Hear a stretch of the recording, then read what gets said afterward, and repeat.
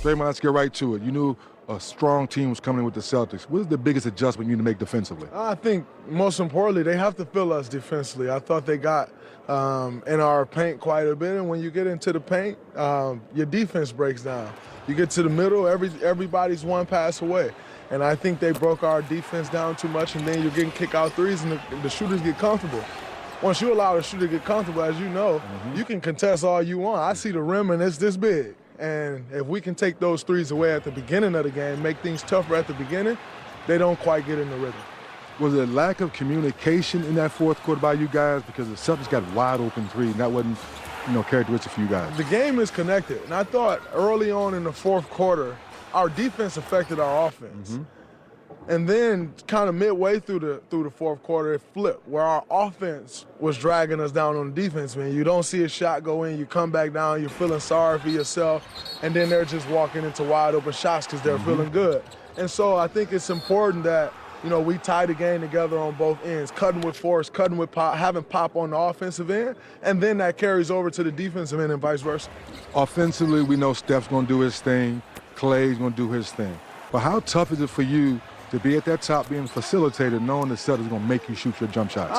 It's just a matter of making them. I thought last game I was 0 for 4 from 3. Each one of them felt great. And so just taking the shots and knowing that they're going to fall. I know I can shoot the ball.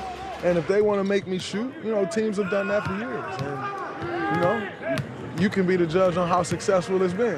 And so I like it. This is a time of year where it's the big stage. You got to step up. I didn't make shots on Thursday. Taking those same shots, and they'll go in. What about Kayvon Looney? 1 of 4 in the previous series against the Mavericks. You found him on the baseline a lot. How do you get him more involved? When you're in sync on the offensive end, then it opens up offensive rebound opportunities and different things like that. And so I think it's just a matter of us making sure we're moving, not letting our offense get stagnant. And if we don't allow our offense to get stagnant, then everybody benefits from that. Why is it okay for you to be so vulnerable on social media? You're okay speaking the game and speaking who you are. I think, I always speak about the new media. Yes, that's the new media. And everyone thinks when I say the new media that I'm talking about basketball players, active players, or, even former players. And that's not what I'm speaking of. When I speak of the new media, I speak of someone who's analyzing the game, someone who's doesn't feel like I always need to attack this guy. I need to attack that guy. Someone who's willing to give flowers when flowers is due, who's willing to be critical when it's time to be critical. And I think for me, for so long, athletes have been pigeonholed into, man, you're a basketball player. But Elon Musk can run Tesla and SpaceX. He's sending spaceships to outer space. And he's giving us electric cars. And no one has a problem with that. Jack Dorsey was running Square and Twitter, 2 multi-billion-dollar companies. But because I'm an athlete, I'm just supposed to play basketball. I disagree with that. We're way smarter than that. We're capable of doing more things, and I'm going to do what I'm capable of doing. So with that being said, what's the biggest thing to get game 2? I think the biggest thing in getting game 2 is making sure that we come out with the force that we need to come out with on the defensive end, and I think that'll translate to the offensive end easily for us. I'm not going to go into this mode of making so much of game 1 like we didn't do things well. We had a 12-point lead going into the fourth quarter. We don't lose those games. All right, we let one get away. Now you got to go win the one that you're supposed to win, and then prepare to go take one that you're maybe not supposed to win.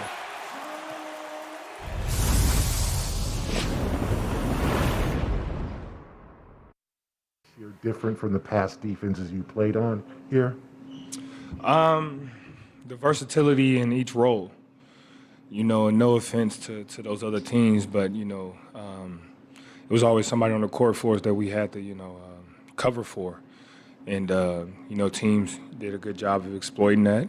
And especially in the playoffs, it's all about adjustments and matchups. And, if it ain't broke, don't fix it. So somebody would always pick on a guy that we had that we would always have to help, and it would put a strain on our defense. This year, it's kind of tough to do that because in every position, everybody can hold their own in each and switch and guard multiple positions, and that's what makes us stronger. On the left, second row, second seat, Mark Murphy. Hey, Marcus. What kind of adjustment do you anticipate? They gave you guys some pretty good space to shoot the last game. Were you surprised by that, and do you see that tightening up? I wouldn't say we were surprised. You know, when you got two great players and Jalen and Jason on your team, everybody's focused on those guys that make everybody else beat you, and you live with the results. We understood it. It's been like that for us this whole season, you know. Guys have been really making us prove it, and we just continue to do that. So the adjustment I can see them making is, you know, just a little bit more tighter on us, and, you know, trying to make our shots even tougher, not that open. But we're basketball players, just like those guys, and we're going to have to adjust to whatever they do, just like they're going to have to adjust for us. Ime, you guys obviously had a lot of success in the fourth in game one, playing smaller. I think Peyton played more minutes in that quarter than he did the last 2 games of the Miami series. When you have success riding a lineup like you did in game one, how does that influence your rotation in game two? Like, does it make you want to go to that lineup sooner, or do you have to let the game dictate your decision making there?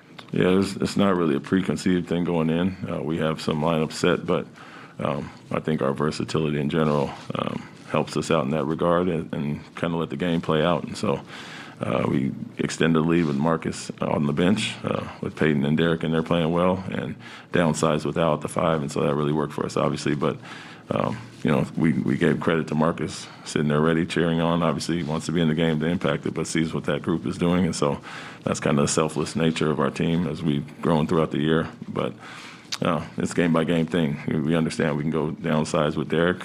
If Grant is playing well on both ends, we can play him or go double bigs. And so I think our flexibility as far as that is kind of dictated by the game and how it plays out.